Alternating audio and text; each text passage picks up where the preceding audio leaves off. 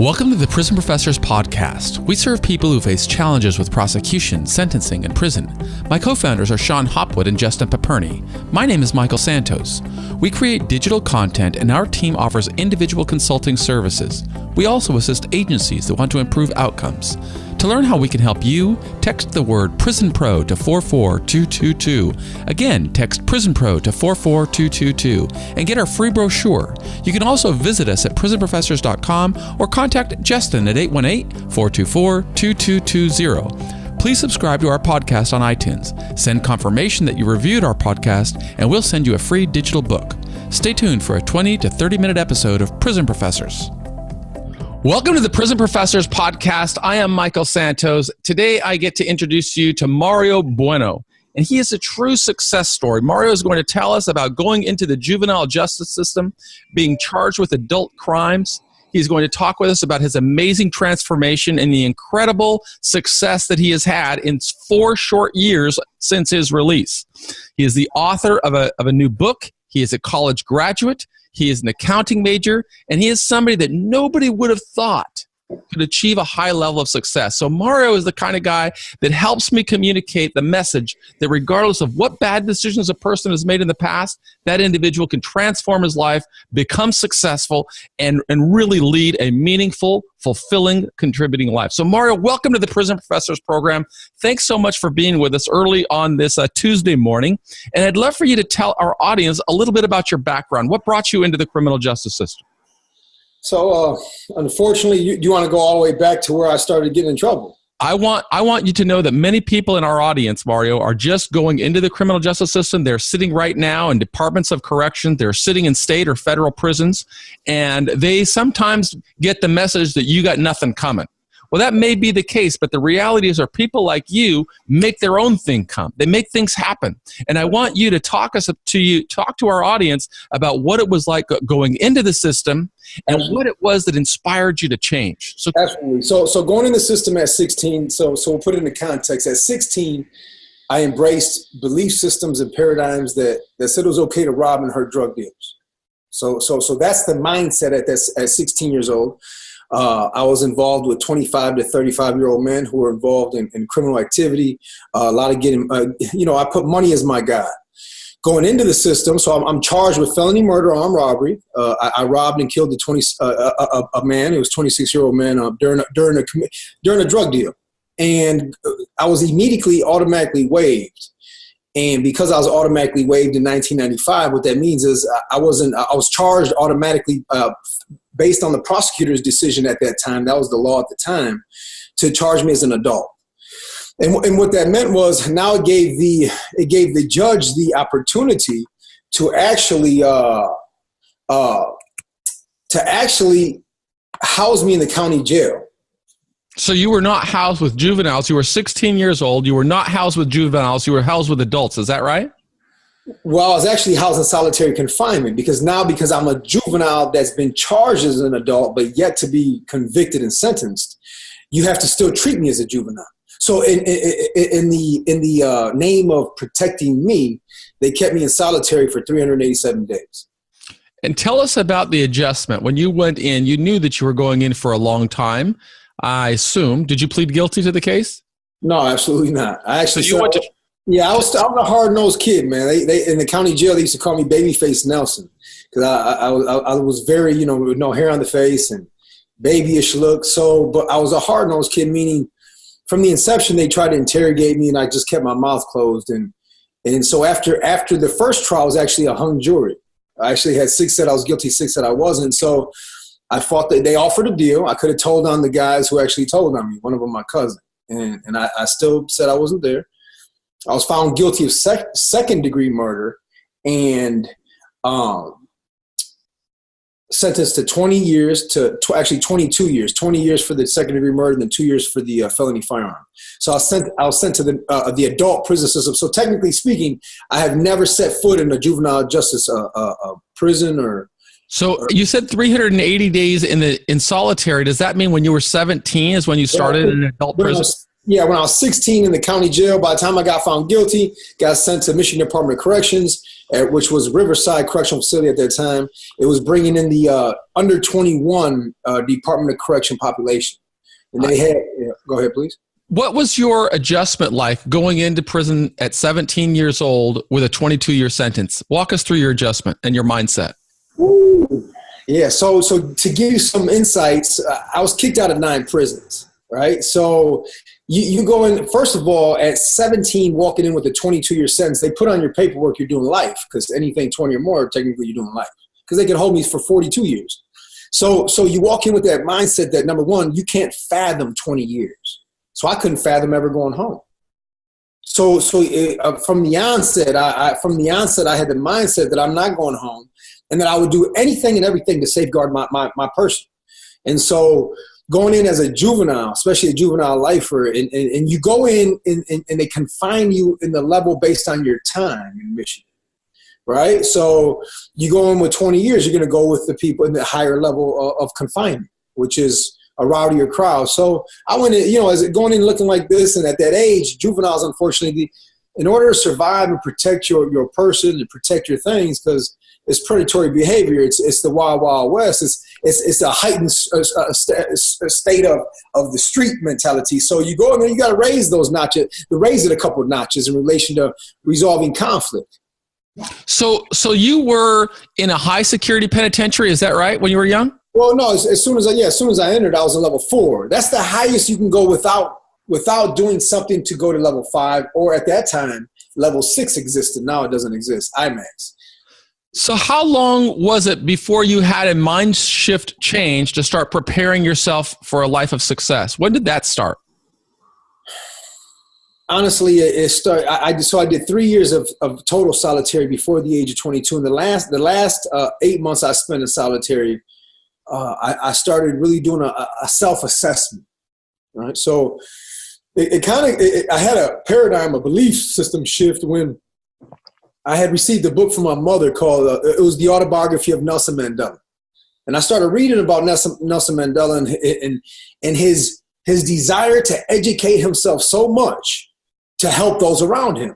So what I got from him was a model of growth and contribution, which honestly I found within the prison environment, and that's what gave me meaning and purpose. And when I stopped blaming everybody around me, see, I started understanding that life wasn't happening to me, but it was happening for me, right? So at 16, on day 4 in solitary confinement, I challenged God. I literally challenged God. I said, if you save me, I'll spend the rest of my life helping men like me. Now, albeit the desire was planted deep within my heart and my being and my soul, I didn't have the skill set to do that. Mm-hmm. I didn't have the skill set to show men how to come out of a hole that I have yet to traverse. Hence Moses walking 40 years in the desert. You cannot lead someone from some place that you yourself haven't traveled. Inside prison, when I realized, number one, that it wasn't what happened to me at 12, 13, 14, 15. It was how I responded to it, number one. That gave me the insight and realization that I can change where I'm at right now. But then we got to put it into context. At 22 and 23, I looked at life differently than at 16, at 17 and 18. There are so many people in our nation's prison system that have trauma-filled backgrounds, and sometimes it takes a story like yours to help people see, wait a minute, I also had a difficult background, and I am in a difficult situation, and if he can change his life, I can change my life. I also know that a lot of people that are going into the prison system young can't comprehend, as you did, 17 years old going into 22. I went into the prison system at 23 and I had, a 45-year sentence. I had no idea what that meant because I hadn't been alive that long. But it was people, also Nelson Mandela, that inspired me. I'm so proud to have you sharing your story, because I believe it's going to be Mario Bueno that inspires somebody else right now to want to change their life.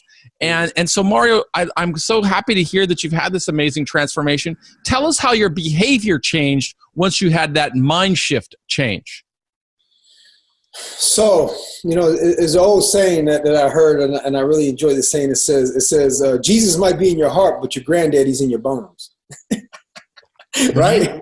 So what that means is that, okay, so first you have a paradigm shift in your belief system. You have to examine, what do you really believe about yourself? Like, for example, if you don't believe that you're here for a purpose, then guess what? You're going to cause havoc on everyone around you. If you believe that everything that happened to you and you develop a victim stance instead of a victor stance, if you develop that victim stance that woe is me, you'll never be resourceful. So once I started understanding that life was happening for me, I started becoming resourceful. I started utilizing what I had at that moment, whether it was ordering books from Edward Hamilton, a bargain bookseller, and order. I would always read. I read over 1,000 books in prison. I'd always read books on social sciences, on accounting. I never knew I was going to study accounting. Mind you, I have a bachelor's of science in accounting from Wayne State University. You know why? Because social work program denied me. I wanted to come home and help people. But you can never connect the dots looking forward, right? So this is, I do a lot of studying, right? And people always say, oh man, what church you go to? Actually, I go to different churches. Mm-hmm. I don't isolate myself. But when you look at the root of, first of all, who are you, right? And why are you here? Right? So when I look at who am I, first of all, I'm creating the image and likeness of my creator. I have to be. He reproduces himself. So what does that mean? That means that I'm a leader, number one, and I've been given dominion over all resources, not over any other man, but resources. And how do you tap into that dominion? Through your gifts, your talents. First, God put Adam in the Garden of Eden. Eden is defined technically in Hebrew. In Hebrew is defined as a dimension, as a presence. So God put Adam in his presence. It wasn't a real garden, in his presence. And then he told Adam to become. He told him to work the garden. In Hebrew, work means to become.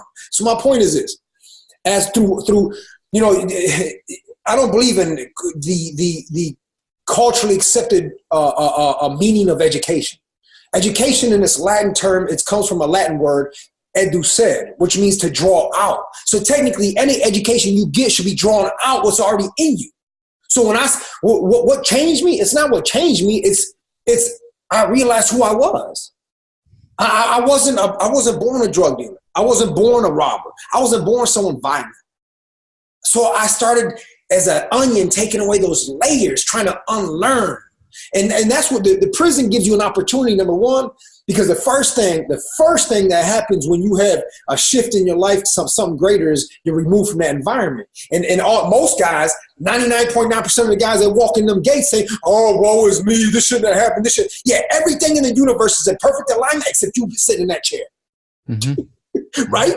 Everything is perfect except you sitting in that chair. Mm-hmm. And when you start accepting the fact that you are where you are because of who you are, you're able to change. You empower yourself. Now, I'm not attached to anything outside of me.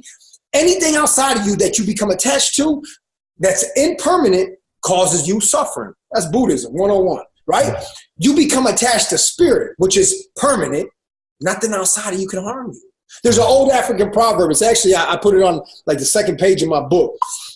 It says, when there's no enemy within, the enemy outside can do you no harm. I started transforming when I realized once I resolved that inner conflict, invariably the external conflict resolved itself. So you started this transformation while you were still locked inside of a level 4 penitentiary. Well, I started that when I was in solitary. Solitary is technically there's no level. They put me on administrative segregation. They keep you there indefinitely. So you were still in a very high security environment. You changed your mindset. Were you able to find academic opportunities while you were in prison to begin accumulating credits? Well, it's funny you said that. So at 16, about 6 months before my incarceration, I reconnected with my biological father, right? We stopped talking when I was about 12, 13, all the way to 16. That's what really the effects of a father's home or statistically speaking, we teach that in our curriculum. So with that being said, when my dad came back into my life, I was incarcerated. Him and my mother have been at odds since I was about 3. He said, son, I'm sorry to tell you this. He helped to get a retainer for an attorney, but he said, look, son, I'm sorry to tell you this. I'm not going to help you with your attorney. You did this. I feel like you're guilty. You can't get off. You need to be punished for this. He said, but what he said was, he says, I won't pay for your attorney, but I'll pay for your education. Right. Mm-hmm. So at 17, when I got to the prison yard, he actually, at that time, there was a program from Ohio University, not Ohio State, but Ohio University, an accredited program, the only one in the nation that it was called CPI, College Program for the Incarcerated. I went to the same program. So so they offered you it was easy. They offered you a base price, a package, and they sent the exams to the GED counselor or teacher, and they call you out and they proctor the exam, right? It's a slow process, but it was a process nonetheless. So my dad allowed me to enroll in those 2 classes, and this was like in 1996. And I couldn't see the light at the end of the tunnel. First they denied the graph paper for my pre-calculus class, which was just an easy excuse for them. And then I'm taking these are hard classes, college level English. I only made it to 11th grade, even though I blasted the GED out of the water and I immediately got in college. But when you can't see, when you don't have a light at the end tunnel, when you lack the vision to see that light, because everybody has a light at that tunnel. It's the perception. It's not what's happening to you, it's how you see things. So because I had no vision, it says without vision, the people shall perish. Without that vision, I was just, even in prison, they were trying to put me in a prison underneath the prison. How far did you get with Ohio University? I actually finished an associate's. And at that time, my dad, he economically, he couldn't continue my education. This was in 2007. But the associates is funny. This is how important. First of all, degrees, this is what degrees do. Degrees show people that you can follow through with something. Like that's all my a bachelor's, a accounting degree or a finance degree. Sure enough, I can open an accounting I can do a lot of things with it. It's not like a typical 4-year degree. But for the most part, a 4-year degree just shows you can follow through something. Then you go for a master's. But anyways, even in prison, education you see the value monetarily. So like in Michigan Department of Corrections, I had 60 credits. What's that do? Every prison I went to, I went straight to the job pool for a clerk. Straight to the job pool. Straight to the top, getting top pay and doing the least amount of work. So right there that I used to talk about, I said, man, look, even in here, look, no matter where I go, boom, I'm straight to the clerk. I'm wherever I go. So what I started doing was at that time, I'd use that $60 every month and I'd buy books. I had so many books that guys would come around the compound. We had a 1,500-man compound. I was teaching 3 classes when I left though. It was a transformational story that was, I became like a group of men. They reproduced themselves in me. But it's a long story, man. And I look forward to hearing more of your stories, Mario, because yours is exactly the type of message that we need to convey to people who are going into the criminal justice system or people who are in criminal justice system. Yeah, you got to challenge the thinking. The first book we usually give guys is As a Man Thinking. Mm-hmm. As a Man Thinking. I don't want to Aurelius. No, everybody has a story. The question is, what is your story?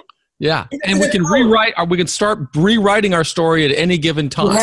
You have to. So the takeaway that I am getting from Mario right now is that even though he went into a high security environment, solitary confinement, you can see that he's still filled with passion and energy. He committed a serious crime, but he found a way to reconcile with society, and that's by his commitment to giving back. And it didn't only empower him through prison, it allowed him to come back to society and begin contributing.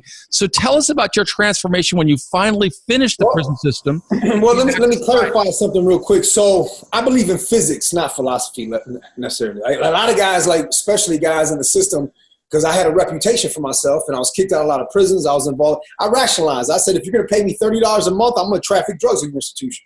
Mm-hmm. That's what I would. The human mind can rationalize and justify any behavior. The problem is this.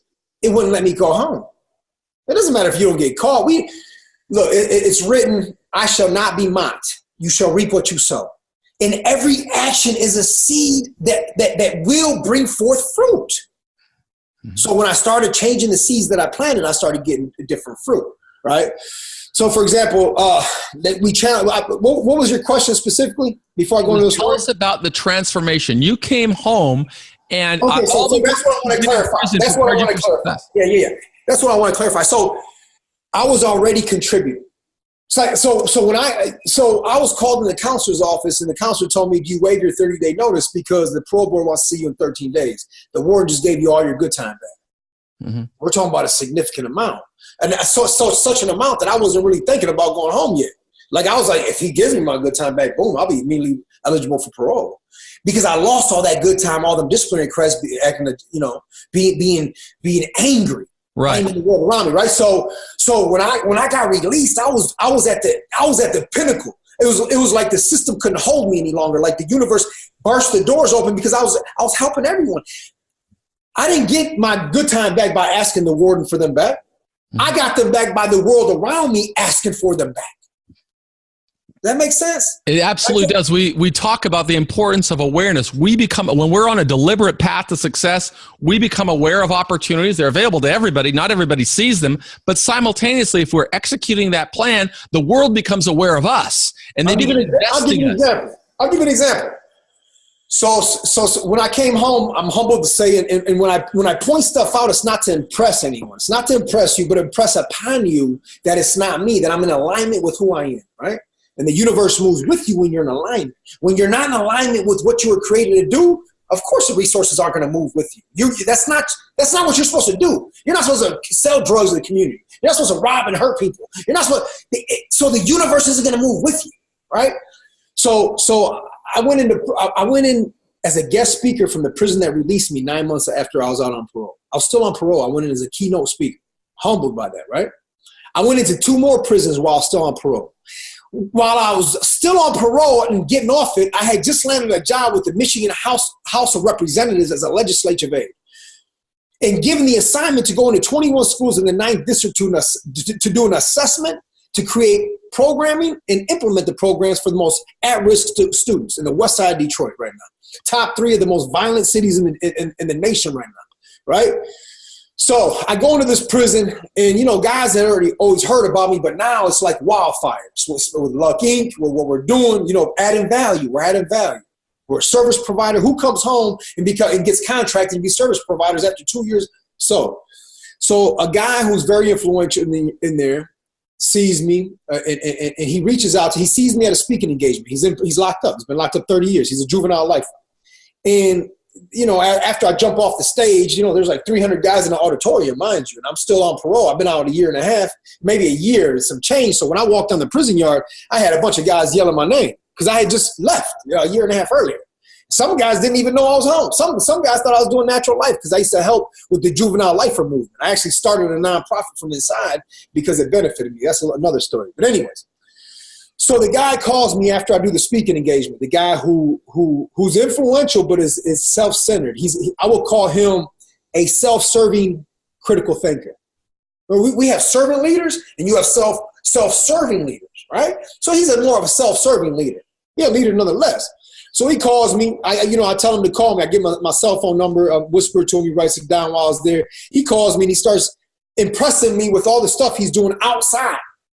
Like every Sunday I call and I'm on Atlanta Herrera's radio show.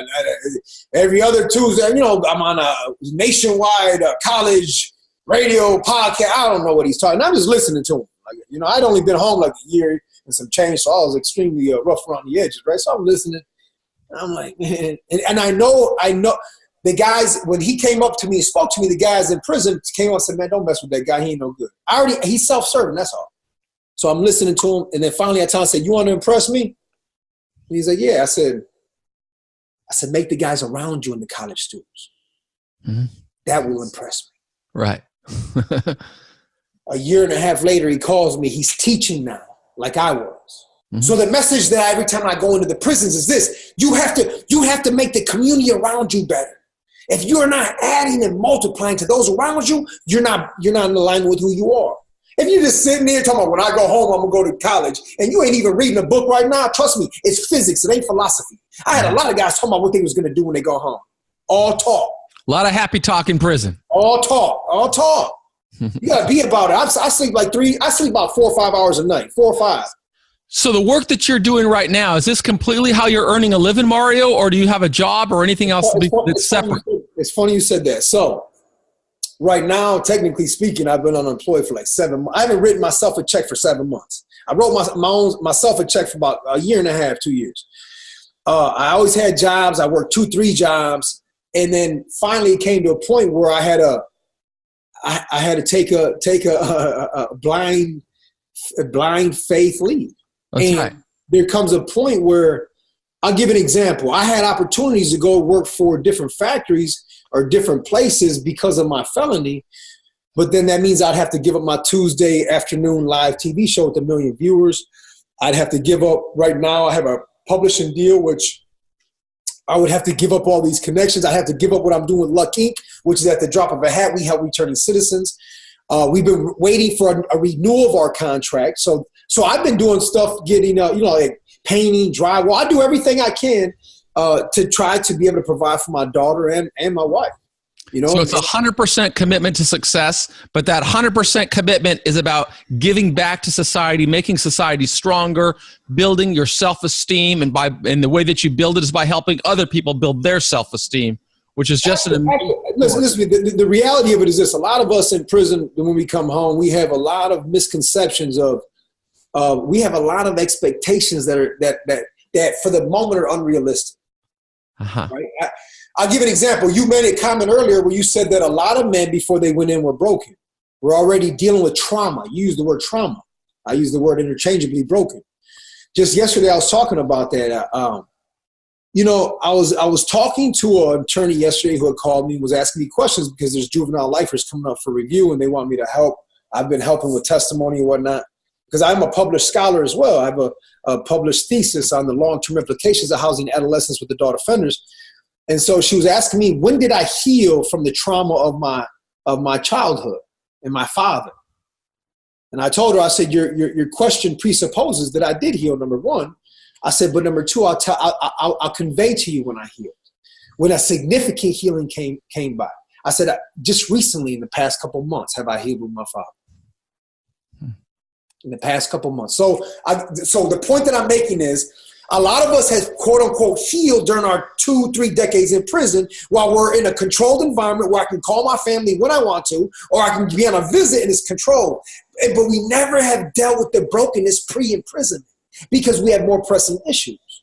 Mm-hmm. It's unrealistic expectation to think you're going to come home and that your physical freedom is going to be the answer to all your problems. That's not true. If you think that your physical freedom is going to manifest your self-actualization, who you need to be, this is just the start of struggle. This is just the start. As so eloquently put in that book of Nelson Mandela, where he says, my freedom, I've been on a long journey. I've walked a large mountain and I stopped and I rested and I looked back, but I still got a lot more work to go. Well, Mario, we all have a lot more work to go. We've come to the end of this Prison Professors podcast, but before I get there, I want to make sure that everybody in our audience understands, for if you've got a family member that wants to see success after prison or through prison, you want to take a look at mariofbueno.com so that you can read more about Mario's story. If you're watching this on YouTube, I'd love it if you would hold up your impressive book, Mario, so that our viewers can see it. That is his book, Reformed Memoir of a Juvenile Killer by Mario Bueno. That's number 165821, I assume is a prison number. Very similar to mine. Mine was 16377. So I just feel a great sense of energy coming from this man, and I hope that you will be as inspired by him as I am. I am going to put links to his biography in our show notes, but I really would encourage you to visit his website at mariofbueno.com. Appreciate that. Are you from Pontiac, Michigan? Yeah, born and raised in Pontiac, Michigan, doing the work in Detroit right now, as a matter of fact. Just got hired by the mayor of Detroit to help run and develop in a successful program for returning citizens, for workforce development. He has got certainly a message of success through prison and beyond prison, and that's what we strive to promote at prisonprofessors.com. Wherever you are, there is always an opportunity to give back, to become stronger, and we will continue profiling people exactly like Mario, and because we want everybody to see this is not a unique story. This is a story that anybody can build on their own. Although you may have a story in your past, you can start writing a new chapter, and I encourage you to do as Mario did. Start writing that new chapter today. If you want any more information about Prison Professors, just visit us at prisonprofessors.com or text the word Prison Pro to 44222. Again, I encourage you, visit Mario, take a look at his book, Reformed Memoir of a Juvenile Killer, and you will see that success is within your realm. I am Michael with Prison Professors. I like what you're doing, buddy. Thank you so much for your help. God bless. Ciao.